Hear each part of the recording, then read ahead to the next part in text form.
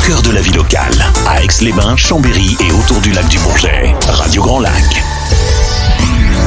Grandiose, l'émission pour grandir et oser cette vie qui vous ressemble, avec Sonia sur Radio Grand Lac. Il y a comme un air de vacances dans le studio Radio Grand Lac et peut-être que tu es en train de nous écouter sur la plage, en train de buller sur la plage ou dans ta piscine, ou en tout cas peu importe où tu te trouves, si tu es avec ta radio préférée Radio Grand Lac, eh bien bienvenue à toi et bon début de soirée. Aujourd'hui j'accueille Fanny. Nous allons parler d'ailleurs de choix. C'est pour ça que j'évoquais la piscine, la plage et bien d'autres lieux encore, mais c'est pas ces choix-là dont on va parler ce soir. Bienvenue Fanny. Merci Sonia. Alors Bonsoir. Fanny, on parle de choix. Tout à fait.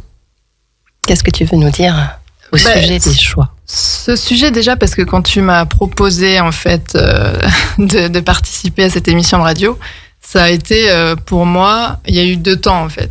C'est tout de suite, ah mais génial, en fait c'est super et j'ai vraiment envie de le faire, je connais pas, c'est une nouveauté.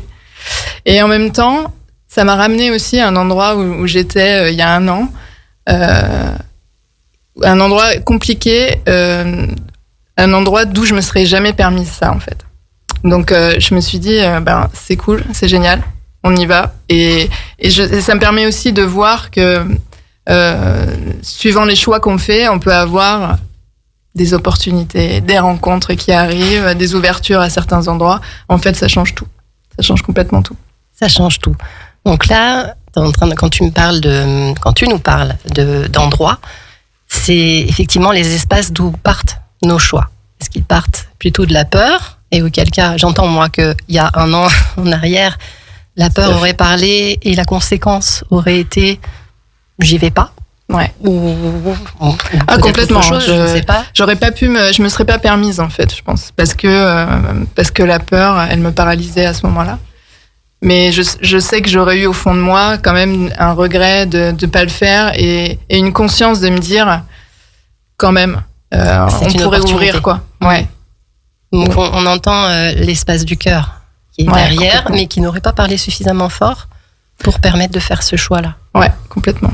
Et aujourd'hui, alors, tiens, c'est ça qui est intéressant. Qu'est-ce qui t'a emmené à cheminer, à avancer et à aujourd'hui te dire, tiens, avant, la moi d'avant, comme j'aime le dire, elle serait restée bloquée, tétanisée, elle n'aurait pas pris cette option, même si elle avait entendu à l'intérieur, oh, c'est dommage, belle opportunité. Mais qu'est-ce que la Fanny d'aujourd'hui, pourquoi la Fanny d'aujourd'hui, elle a su ouvrir son cœur à oui, je sens que c'est Louis dedans. En fait, ça part d'un choix justement professionnel. Ça vient d'un revirement de situation en fait où moi j'ai eu un parcours toujours on va dire dans les clous professionnels où ce qui me guidait justement c'était la peur très clairement, la peur de manquer d'argent, la peur de pas subvenir aux besoins de ma famille. Donc, en fait, tout était dirigé en fonction de ça. Donc, je me suis retrouvée dans des emplois qui me correspondaient pas forcément et qui me demandaient énormément d'adaptation, de suradaptation. Et je suis arrivée à un moment, je pense, où j'étais au bout du bout et c'est le corps, c'est le moral qui m'a fait lâcher et qui m'a fait me dire, en fait, là, si tu continues, ça va pas fonctionner comme ça, quoi. Ça va plus fonctionner comme ça. Du coup, le choix de t'écouter. Complètement. Mais bien sûr que ça fait peur, parce qu'à ce moment-là, moi, j'avais pas du tout de plan B, en fait. J'ai arrêté mon travail sans savoir dans quoi j'allais me diriger. J'avais aucun plan, en fait. Ah, t'as arrêté du jour au lendemain? Ouais. Donc, ça a été hyper flippant. Mais ça a été la meilleure décision, parce que, en fait, j'ai pu expérimenter et voir qu'en lâchant prise un petit peu, finalement, et en faisant confiance, parce que là, j'étais clairement obligée, la vie, elle m'a amené des rencontres. Et il y a plein de belles choses qui se sont passées en fait et qui continuent à se passer. En fait, je vois et je remarque que plus j'ouvre, plus je suis ouverte à ça et plus je lâche prise finalement sur le contrôle aussi. Ce truc de vouloir toujours tout contrôler. Si on laisse une petite place à l'aventure finalement, il se passe des trucs. L'aventure ou la magie de la vie, moi j'appelle ça. Il se passe des trucs magiques complètement. La magie de la vie, qui te fait des cadeaux, qui te remercie aussi d'avoir eu sans doute un peu d'audace et d'avoir écouté cette petite voix intérieure qui te dit non, en fait, là, c'est plus possible du tout. C'est ça. Mais il se passe quoi dans ta tête à ce moment-là? Parce que c'est quoi ton discours intérieur qui fait que tu arrives quand même à te maintenir à maintenir ton système interne en sécurité? C'est la satisfaction que je peux éprouver en fait en le faisant déjà, et puis ça me nourrit en fait. Ça me nourrit et ça me fait grandir. Parce que chaque petite expérience, comme là aujourd'hui, prendre la parole à la radio avec toi par exemple, ça me nourrit et c'est quelque chose sur lequel je peux m'appuyer après par la suite. C'est comme des petits paliers en fait qu'on passe. Et là, je vais me dire, super, en fait, ça s'est bien passé. En fait, tu vois qu'il peut se passer des choses aussi. Et ça me met un pas, une marche pour la suite, en fait, plus haute à chaque fois.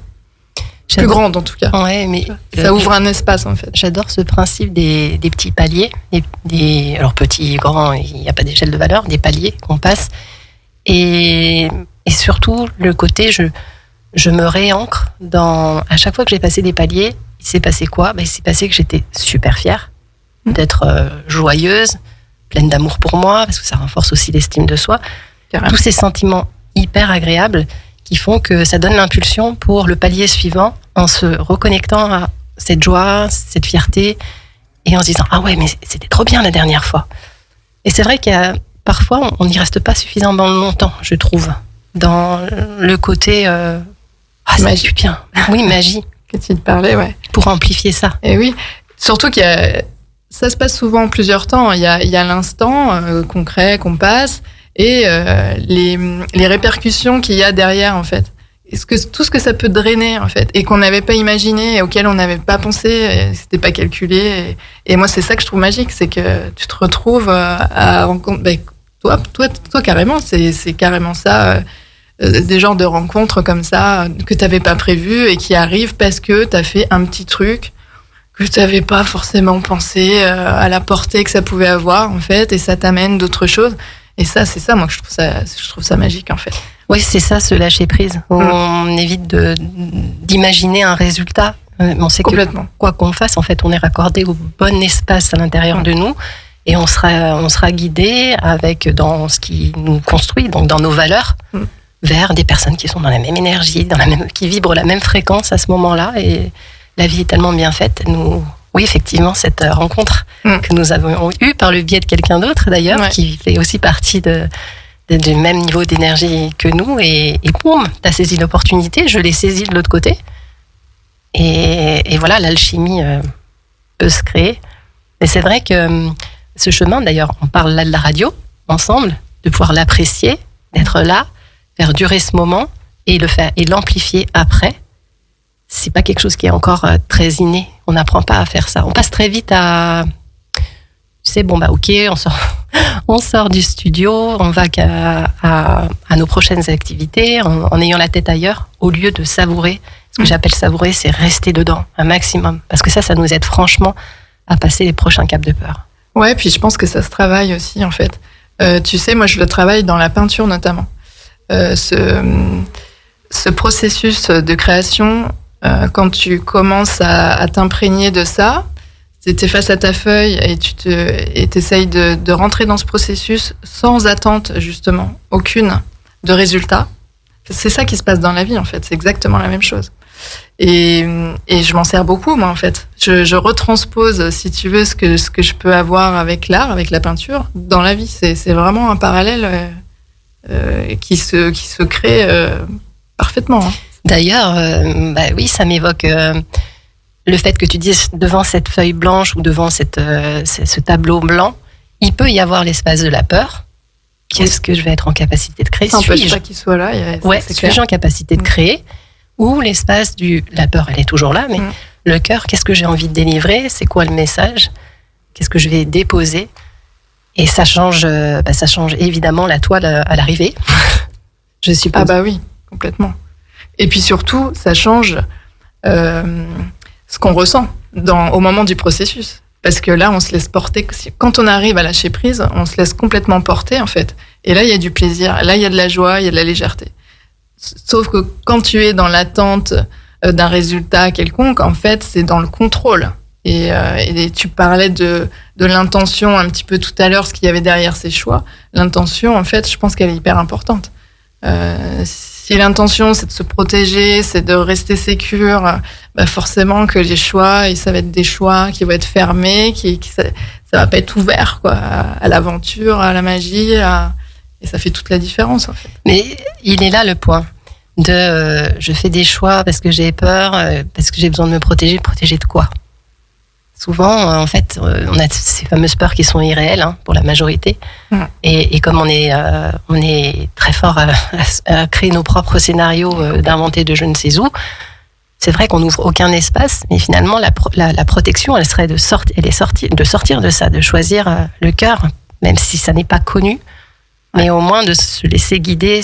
Et c'est vrai que c'est très subtil et ça reste au quotidien, je crois, de sentir, tiens, est-ce que c'est mon cœur qui parle ou est-ce que c'est ma tête?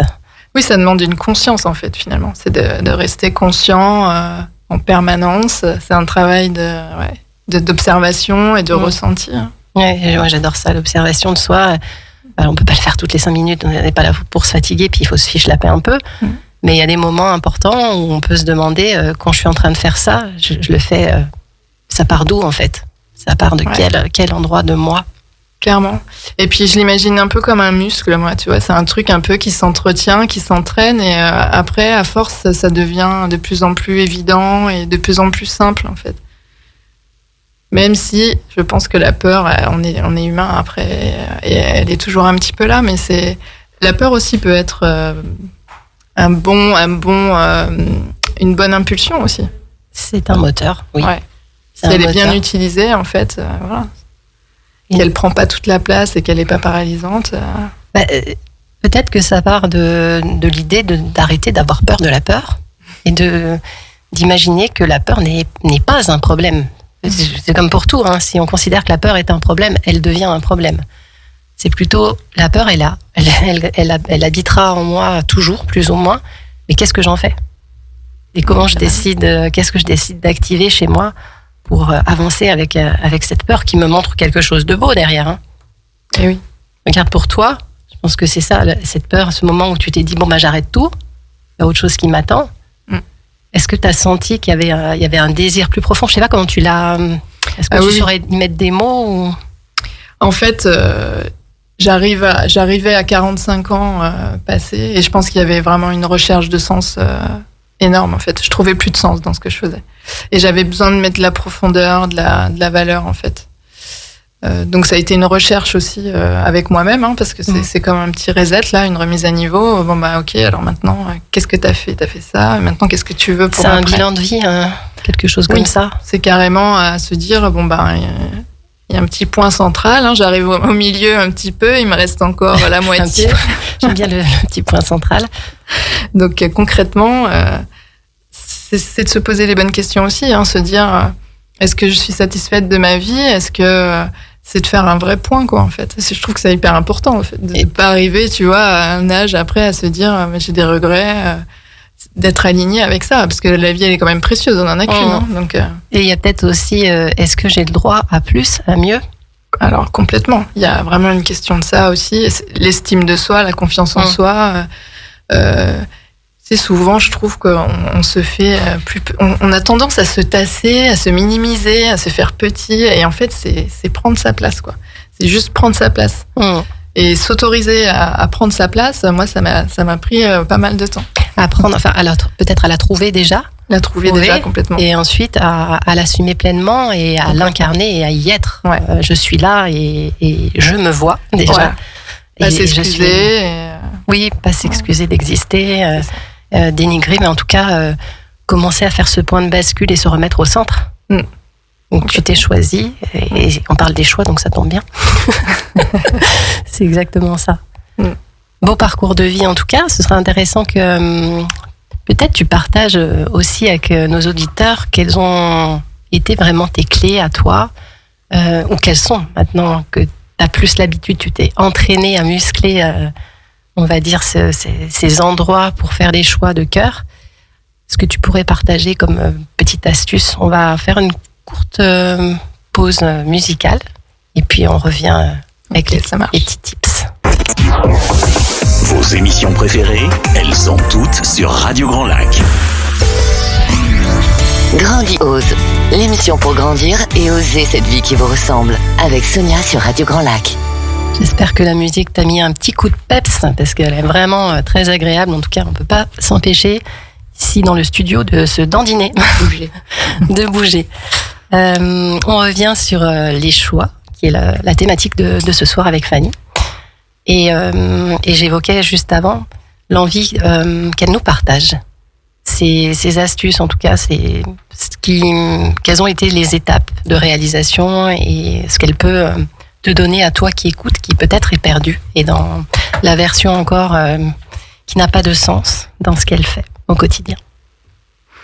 Alors déjà, ça a été... oui, c'est de s'écouter, en fait, réellement. D'écouter les signes, parce qu'il y en a toujours. Le message, il parle, soit... Le corps, il nous envoie des messages, soit par les douleurs ou les mots. En fait, il y a toujours une communication qui est là, non verbale et silencieuse. Et c'est déjà s'accorder ce temps-là aussi et cette considération, comme ce que tu disais tout à l'heure. Ouais, c'est de se considérer. Ouais. C'est le premier signal, il a été pour toi, mais il a été pour moi aussi. C'est de réaliser que tous les jours, on rentre dans la vie, mais sans savoir ce qu'on y fait. En se demandant, mais ça ressemble à ça, mes journées, mais... En mode automatique, ouais, en fait. C'est une mode automatique où il n'y a pas de sens profond, où on se demande, ça ne nous nourrit pas. Complètement. Et ça, c'est un bon signal d'alarme. Personnellement, j'ai dû passer des étapes un peu plus loin que toi avant de réaliser que j'étais pas sur le bon chemin à ce moment-là. Mais c'est intéressant parce que toi, tu t'as senti, il y a ton corps qui a parlé, et ton esprit aussi qui a dit mais non, mais là, stop. Ouais, complètement. Moi, je voulais pas aller au bout parce que j'avais des gens autour de moi qui étaient allés et j'ai vu comme c'était dur de remonter après derrière. Mais j'ai eu 2 appels. Ça, c'était le 2e appel déjà. Donc, j'avais pas écouté le premier. J'étais retournée dedans. Là, j'ai dit bon, maintenant on arrête. C'est bon. Il y a un moment, il faut passer le pas et il faut dépasser ça parce que de toute façon, tu seras pas heureuse comme ça. Donc, il y a eu cette conscience-là. Et ensuite, comme je disais tout à l'heure, vu que j'avais ouvert un chemin auquel que je ne connaissais pas encore, comme par hasard, j'ai fait une rencontre et j'ai rencontré Laurence, là, qui est ma collaboratrice et qui m'a fait découvrir une méthode d'accompagnement transgénérationnel. Et moi, je souhaitais accompagner les gens, mais je ne savais pas encore par quel biais, avec quelle méthode. Et du coup, donc cette méthode, évidemment, m'a parlé beaucoup. Ça a été vraiment quelque chose que je connaissais pas et qui me correspondait complètement. Donc, j'ai décidé de m'investir là-dedans. Et il y a eu un travail sur soi à faire avant. Donc, bien sûr que ça en passe par là. C'est la connaissance de soi. Et oui, pour moi, ça, c'est quelque chose de vraiment nécessaire. Si tu ne sais pas qui tu es à l'instant T, il faut se connaître. De définir ce que tu souhaites. C'est ça. Se connaître son fonctionnement. Pourquoi on réagit comme ça, pourquoi on a des comportements comme ça, d'où ça vient. En fait, ça met beaucoup de compréhension et d'apaisement. Et ça rassure aussi qu'on porte des choses qui ne sont pas qu'à nous. C'est ça. Et ça remet de la valeur aussi sur qui on est, d'où on vient. Donc ça, c'est hyper important. Parce que c'est des choses sur lesquelles on va s'appuyer après. Et moi, ça m'aide en fait au quotidien. Tu me parlais sur quoi je m'appuie. En fait, je m'appuie là-dessus aussi, sur ce qui m'a construite et les valeurs que j'ai prises aussi de ma famille, qui m'ont transmises en fait. Donc ça, c'est hyper important aussi. Et le but, c'est évidemment après de gagner en liberté, parce que quand tu te connais, toi, tu es plus libre dans tes mouvements, les peurs s'atténuent, les émotions sont moins intenses aussi. Et encore plus libre dans les choix. Eh ben oui. En conséquence. Après, il y a tout qui se fluidifie, tout qui devient plus léger en fait. Donc conscience. Connaissance de soi. Connaissance de soi. Et c'est du travail aussi, c'est du travail de toute façon. C'est et puis, je dirais joie aussi. joie, parce que c'est la joie aussi de se retrouver finalement, de retrouver sa vraie nature. Et il y a quoi de plus agréable, tu vois, de se sentir aligné justement entre les choix et les actions que tu fais. Quand ça vient du cœur, c'est génial. Et oui, c'est vrai, quand on s'est un petit peu perdu ou éloigné de sa nature profonde, ça doit être... c'est pas ça doit être, je suis passée par là aussi. C'est assez surprenant de dire mais cette part de moi, elle existe toujours. Waouh, c'est chouette. Complètement. Mais ça fait des longtemps fois, que je l'ai pas vu. Ouais, mais des fois même, je pense que moi, je l'avais jamais vu en fait. Oui, il y a aussi je me connaissais pas. Des nouvelles dimensions qui apparaissent.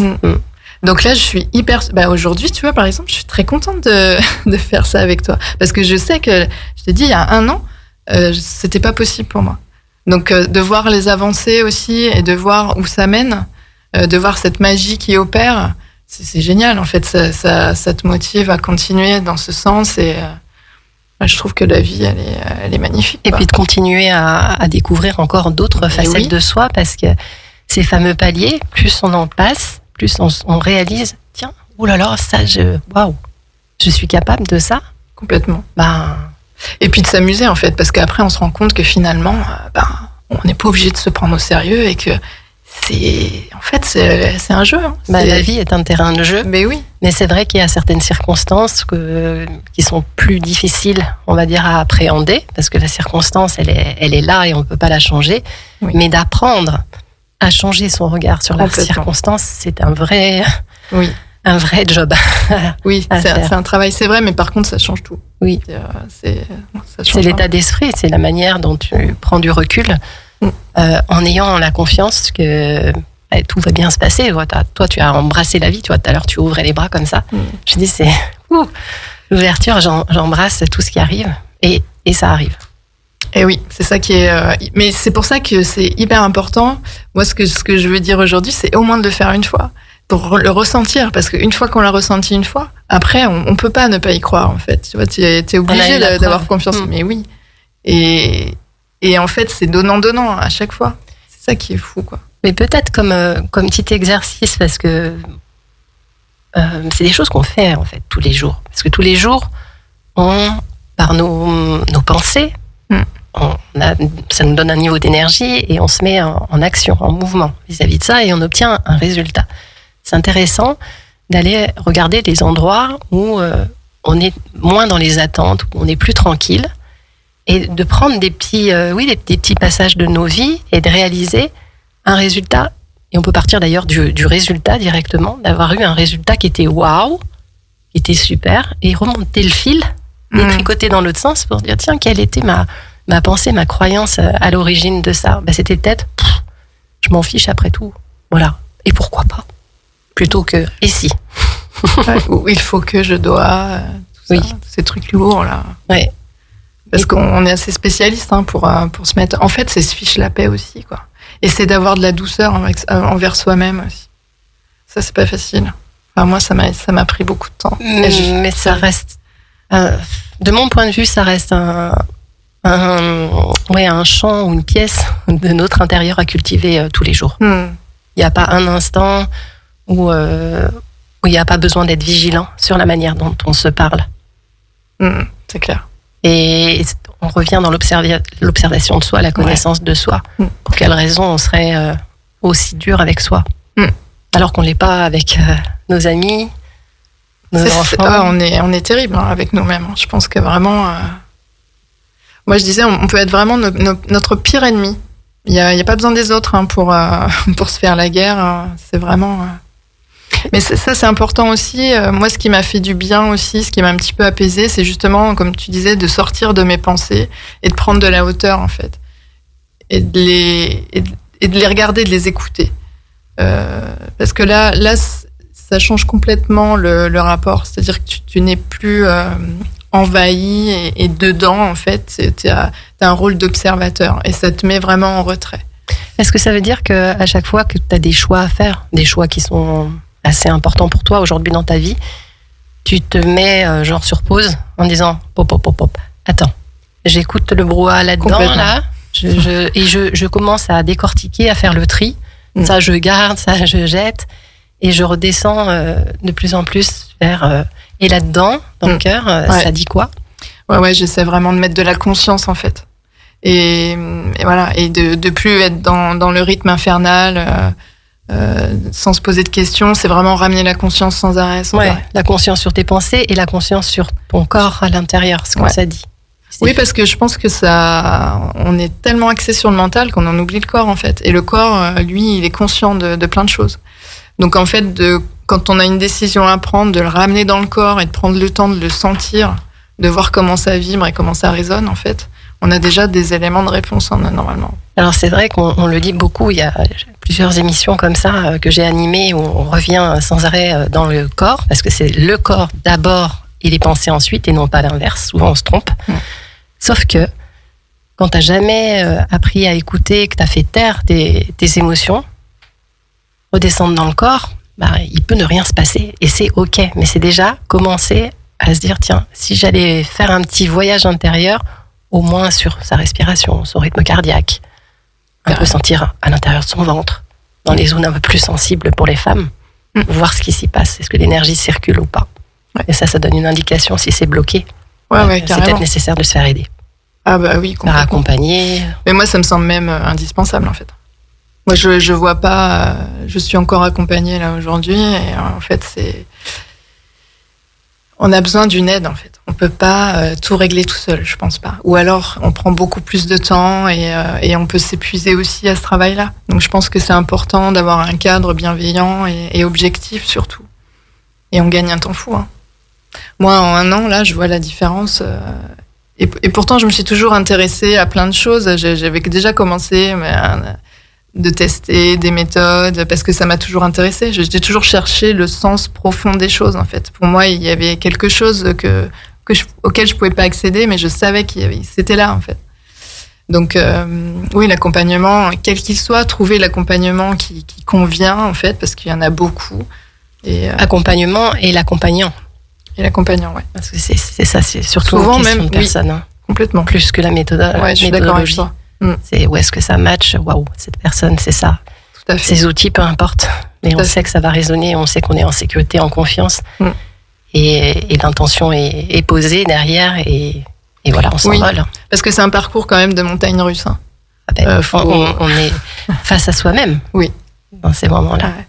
Et donc justement, quand on se retrouve un petit peu en bas de la montagne, c'est important d'être soutenu à ce moment-là, en fait. Bien sûr, niveau d'énergie, la motivation. Et Fanny, justement, l'émission arrive à sa fin. Est-ce que tu as envie de nous dire 2-3 mots autour de... Tu en as parlé tout à l'heure, mais finalement, aujourd'hui, toi, tu accompagnes avec une méthode qui touche au transgénérationnel. Moi, j'aime bien les 3 parties. Oui. Si tu veux le dire en quelques mots. En fait, c'est la méthode énergétique globale du corps. Et donc, elle considère l'homme dans sa globalité. Donc, c'est-à-dire qu'effectivement, on va partir du corps physique. Après, on va aussi s'intéresser au corps émotionnel et au corps énergétique. Donc, ça laisse rien de côté. Et c'est vraiment une globalité. Ça va essayer d'amener de la compréhension, de la clarté sur notre histoire. Sur notre bagage transgénérationnel, c'est-à-dire notre histoire familiale, nos mémoires. Et on va venir essayer de voir et de comprendre comment ça influence en fait notre vie d'aujourd'hui. Et ça, on peut le voir dans tous les domaines, que ce soit dans le domaine professionnel, affectif, ou en termes de santé aussi, puisque comme je disais tout à l'heure, le corps nous délivre des messages à travers les douleurs parfois. Donc voilà, c'est intéressant d'aller voir tout ça. Tu te trouves sur Annecy, donc on peut te retrouver à ton cabinet. Oui, 3 Allée des Salomons à Annecy. C'est le centre Flying Bird. Et puis sur les réseaux sociaux également. Oui, sur Instagram et Facebook. Ouais, plus Insta. Ouais, plus Insta. Fanny Lhomme, simplement.